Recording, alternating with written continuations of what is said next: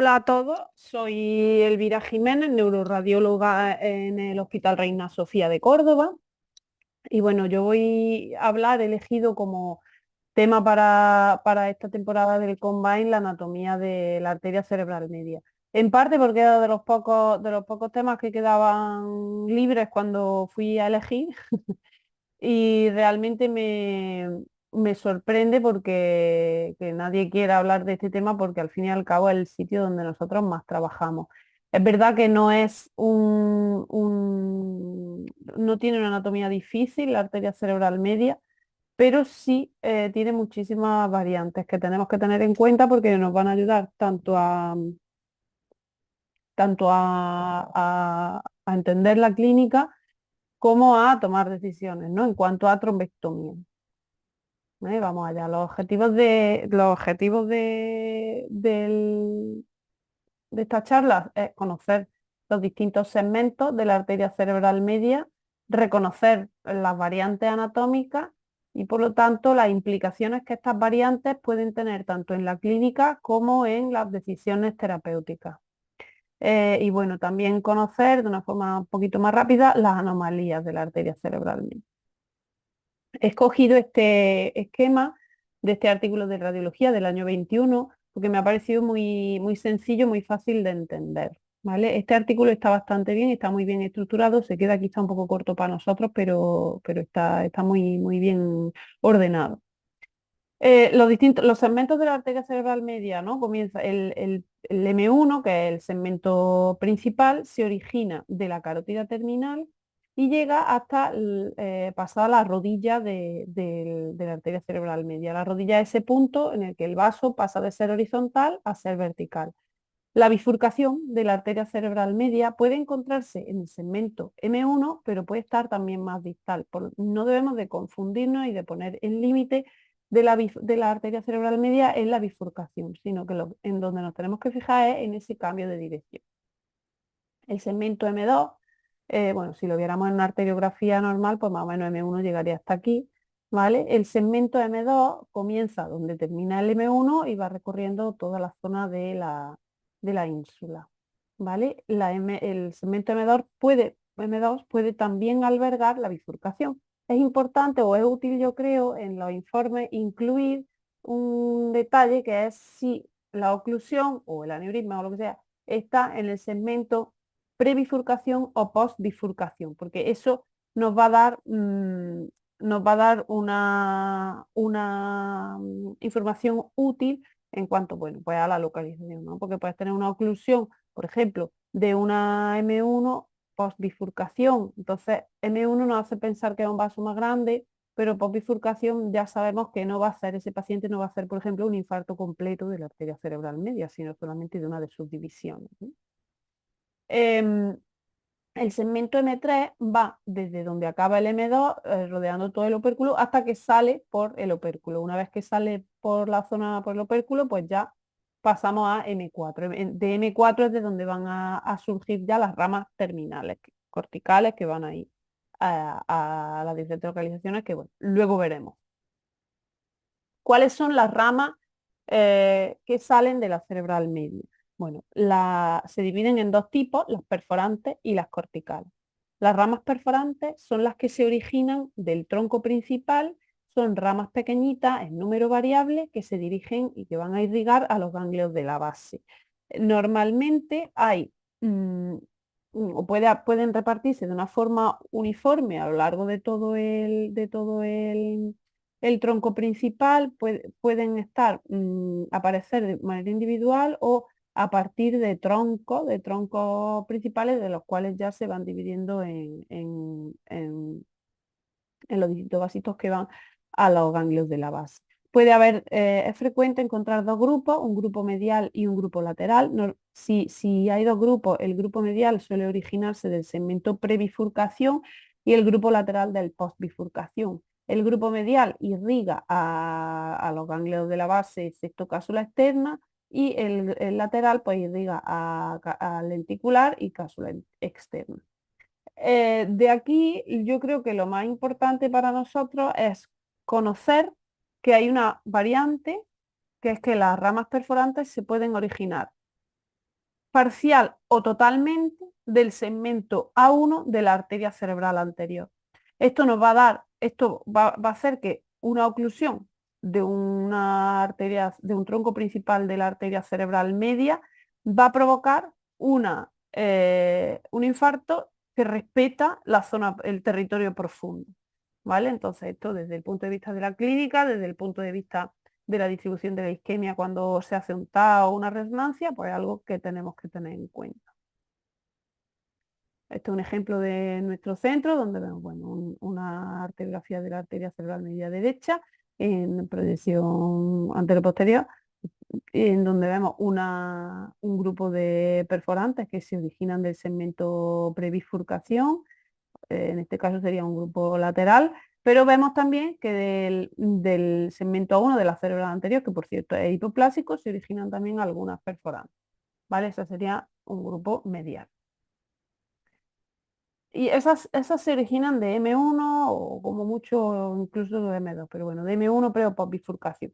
Pero luego tenemos las ramas corticales, que son las ramas terminales. Estas ya estamos hablando de M4.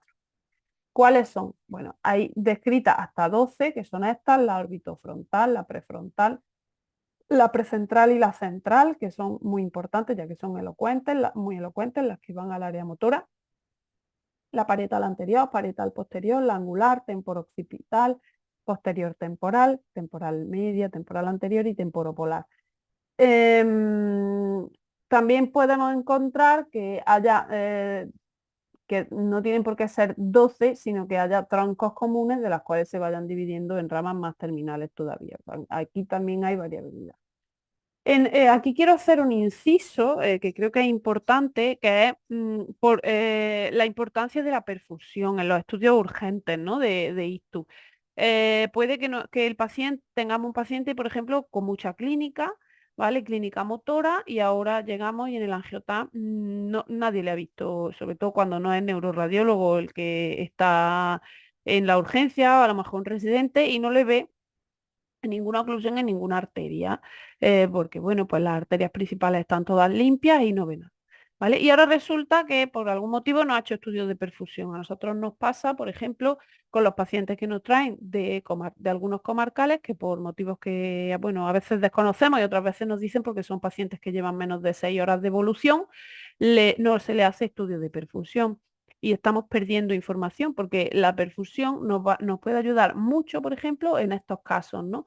En oclusiones de arterias que son distales, una M4, por ejemplo, puede cantar. Podemos ver en el estudio de perfusión una zona de penumbra o de necrosis en la zona correspondiente al territorio de algunas de las ramas corticales de la cerebral media, ¿no?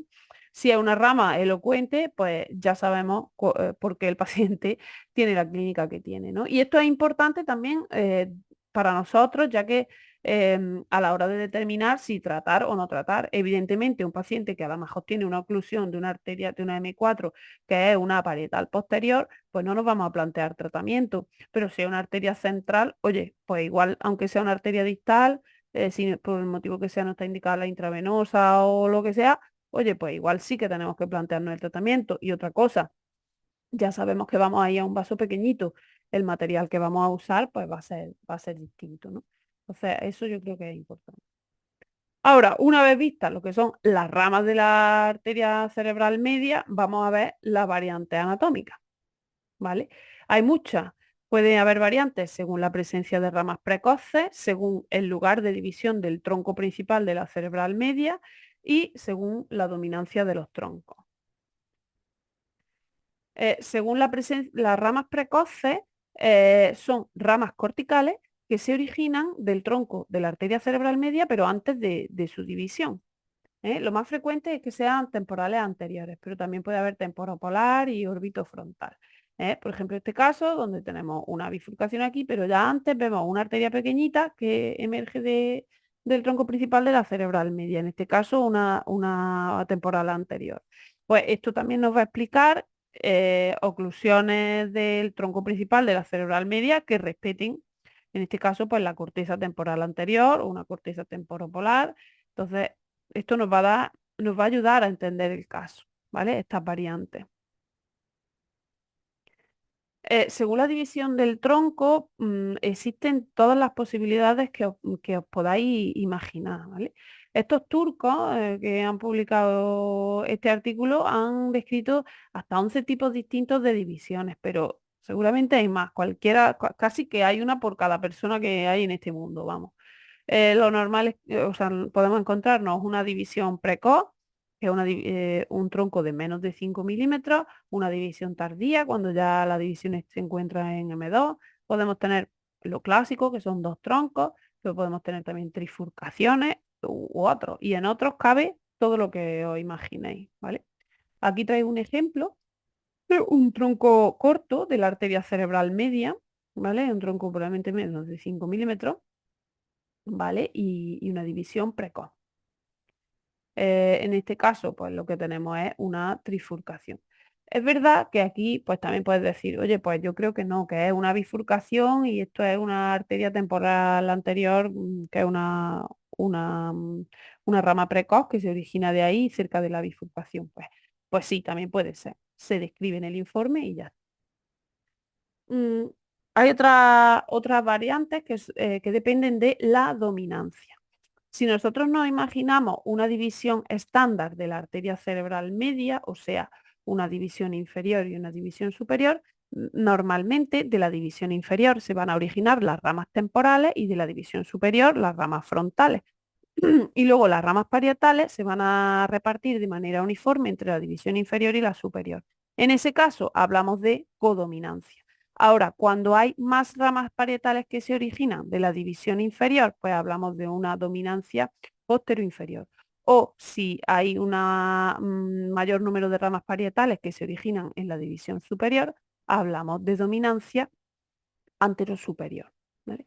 Esto también es otro dato que nos va a ayudar a entender el ictus, o sea, porque a lo mejor un paciente teniendo una oclusión que es más bien distal, tiene mucha clínica, oye, pues porque esa rama, esa división que se le ha ocluido es una división que es dominante, entonces tiene un territorio más grande, cerrado del esperado quizás. Y también nos puede ayudar a la hora de elegir nuestra técnica de tratamiento y el material que vamos a utilizar. Oye, pues se le ha cerrado a esta persona, tiene una oclusión de una rama post-bifurcación, sin embargo tiene mucha clínica, por lo tanto debe ser una rama dominante. Si es una rama dominante, oye, igual puede utilizar un material de mayor calibre. Son datos que nosotros podemos tener en cuenta a la hora de tomar nuestras decisiones. Un análisis em, concienzudo de la anatomía de esa división de la arteria cerebral media nos puede hacer afinar mucho más. ¿Vale? Aquí traigo un ejemplo de dominancia de la rama posterior inferior, de una cerebral media izquierda, en donde vemos, bueno, efectivamente va a dar las ramas temporales, que es lo típico de la división inferior, pero va a dar también muchas ramas parietales y es más dominante que la superior, que no es lo más frecuente, es que la más dominante sea la rama anterosuperior. Y ahora ya, una vez vistas las variantes, vamos a hablar de anomalías.